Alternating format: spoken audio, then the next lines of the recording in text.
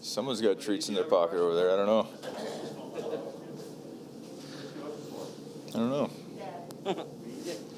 This time she doesn't smell my beagles on me, so she's not on me. You got bacon on your hands or something? Beagles or bacon, either one.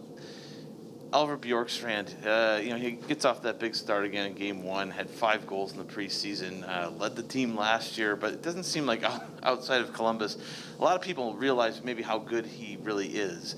Why do you think that is? Or do you think that, like, if he just keeps this up, that people will eventually, kind of know? Yeah, he's probably been overshadowed, and we're not the Chicagos or these bigger markets. That's fine. I think we know how valuable Oliver is, and that's why he's got a letter. And it's not because of his production. We want and need that production, but it's how he's grown every year. The process he went through. He's maturing as a player.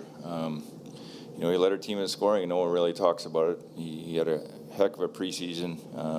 They don't talk. That Olympic experience for him too was great, just to help get his team in there and playing real competitive hockey in the middle of summer. That's different too. So he's a quiet leader for us. But like I said many times, I'm just fine with that. Brad, obviously you scored 8 the other night. You've scored more in preseason. Is there something behind this? Is there a change in offensive structure, philosophy, whatever? I know it's a small sample size, but anything different? Yeah, no, I wouldn't read too much into it. We've adjusted some things in several areas, but and I've said this many times in camp, the one thing that stands out is the speed of our forwards, and our D all can skate. So you hopefully, and last game was a really good indicator of, we made them pay for their mistakes. I don't think we played that well. If you talk to our leadership group, I think they understood that we have a better game in us. But the positive thing is that we pounced on things. We made them pay. We created odd man rushes, and then we finished. So confidence comes from finishing. If you score 1 goal a game for 10 games, it's tough to feel confident. But that was the one positive from there, is that we made them pay, and you got some guys going right away, which is key. Emphasis then to kind of take advantage of that speed wherever you can? Sure, well, just use our speed. Yeah, we want our legs going all the time. That was the one thing I didn't see a lot of the game, and it was more on the other side of how we arrived in different things. That we just didn't have the pace or the legs. And again, it could just be the energy and the emotion of the day. I talked to another coach in the league, and they went through the same thing with their group, and just didn't have the legs, and it's confusing. You don't know why.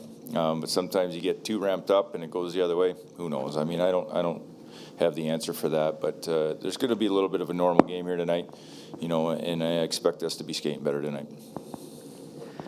Talked to Jake Voracek a couple weeks ago when he got here, and he kind of talked about sometimes guys in the room are just not sure how to take him because he does have so much passion and personality. Mm-hmm. I think you've kind of liked what he's brought to the group, but just how have you seen guys as he's kind of fit in here, kind of just respond to him and kind of the energy that he brings?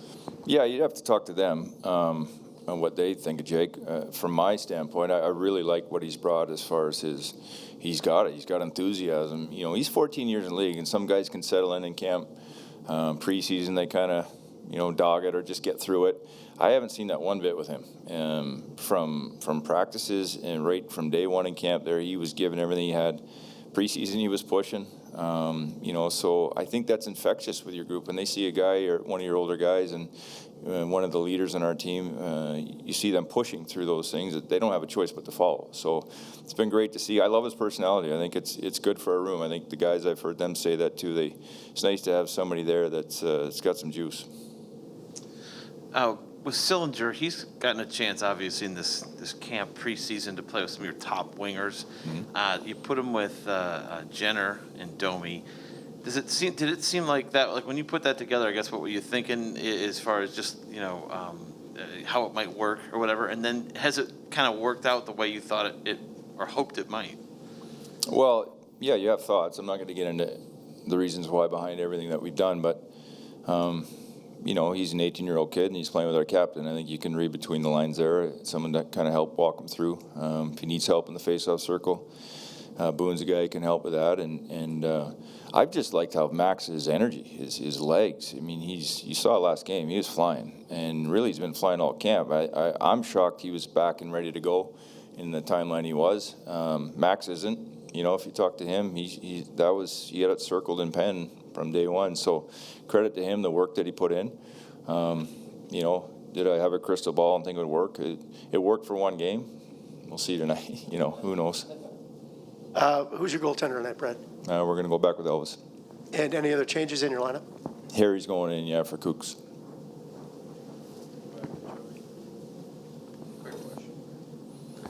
It's so you've established your indicators for what you think is well with this team playing well already after game one, but has it been already established with the veterans, you think, the standard that was here, or with your new staff too? Because it seems quick. You're one game in, you saw some good things in camp, but you say they already know they could play better.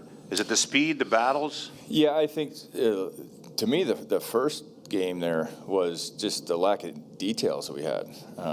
It was, you know, the way I put it just felt like we unplugged from it mentally.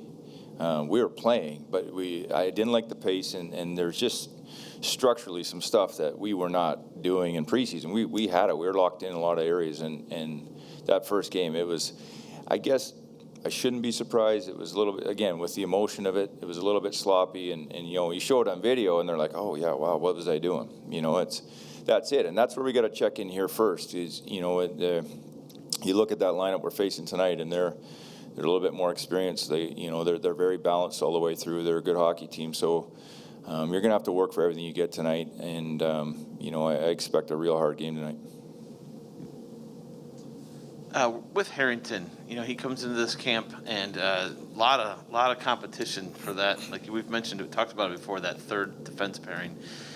He kind of weathers the storm. He's here. I mean, he's going to get a chance to obviously probably play more there. I mean, what does that say just about his character? Do you think that he's always here and always, you know, right on that edge, ready to play? Yeah, there's never been any question of Harry's character. I mean, I think, you know, what we think of him, and quality person, puts the work in, great teammate, all that. But, you know, it does come down to play, too. You know, he's got to be consistent. I think he's got a very clear message on how I want him to play. And we've had some good meetings, and it's very direct and honest. So that's what I hope he brings. Just bring himself and be assertive, be on his toes. He can bring some elements that we need.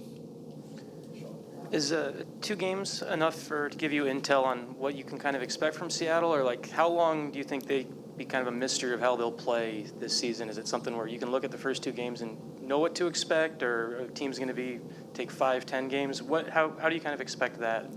Quite honestly, I'm not too worried about them. It's more about us. I think that's more important, that we're figuring ourselves out first. Teams really aren't doing a whole lot different than what we are. There's some small things in there that we will pick out and identify and show our group. But other than that, it's really about us. And like I said, the focus this morning was not about Seattle. It's about areas that we can improve. And so that's going to be the focal point here for probably most of the season. And, you know, you're looking for information on other teams. Again, you can't give them too much stuff and overthink it. Watching what I've seen from them and talking to other coaches, they got a good team. They're going to be hard to play against. They're solid all the way through, from goaltending to their D core to their forwards. So, again, I expect a hard game. I want us to play the right way. Brad, you've mentioned several times about the emotion of the other night. Mm-hmm. How much do you need to address not having a letdown tonight, or do you want that from the locker room? Yeah, I think our guys can handle that. We addressed it yesterday, and even after the game, it is what it is. I think these home openers come with that. Not just here. We had the addition of the Matisse ceremony, so that's a whole nother level of emotion with Matisse's family here and the connections there. But I think just normally we meet with a group at 10. They go out at 2 or 2.5. Well, they're out there standing around at 9 minutes or 9.5. So it's a lot of anxiousness. You know, you just want to get playing, but you're standing around and you're waving at the crowd, and there's videos and all that stuff. So I expect tonight that they'll be a little bit more locked in, a little bit more of a regular schedule, and ready to go right at puck drop. Thanks, Lars. Good.